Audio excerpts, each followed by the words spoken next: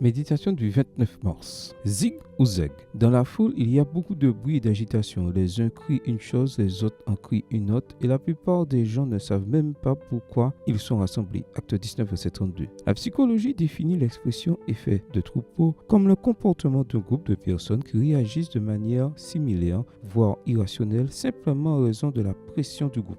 À l'origine, l'expression fait référence au comportement des animaux face à un danger. On l'appelle aussi effet de groupe. En général, les gens cèdent à la pression de la masse si tout le monde va dans la même direction. La majorité suivra. C'est une réaction d'impulsion, une imitation. C'est en fait l'alternative la plus confortable quand l'individu n'a pas besoin de réfléchir. Il suffit de suivre le mouvement. Le problème est que ceux qui font partie d'un troupeau ont peu de chances de le quitter. Ceux qui changent d'avis sont généralement punis par le mépris, l'ostracisme, voire la mort, comme cela s'est produit dans le contexte nazi. En raison du volume d'informations et de la rapidité avec laquelle les gens réagissent, les réseaux sociaux sont des environnements propices au développement de l'effet de troupeau. Si quelqu'un d'influence a une opinion sur quelque chose, il y a de fortes chances que de nombreuses personnes le suivent. C'est pourquoi la publicité sur Internet est la nouvelle âme du commerce. Le texte d'aujourd'hui parle d'une émeute provoquée par Démétrius, un orfèvre d'Éphèse qui fabriquait des statues de la déesse Diane, ayant appris que Paul prêchait contre l'idolâtrie et bouleversait le monde avec ses idées. Démétrius a provoqué un tumulte dans la ville.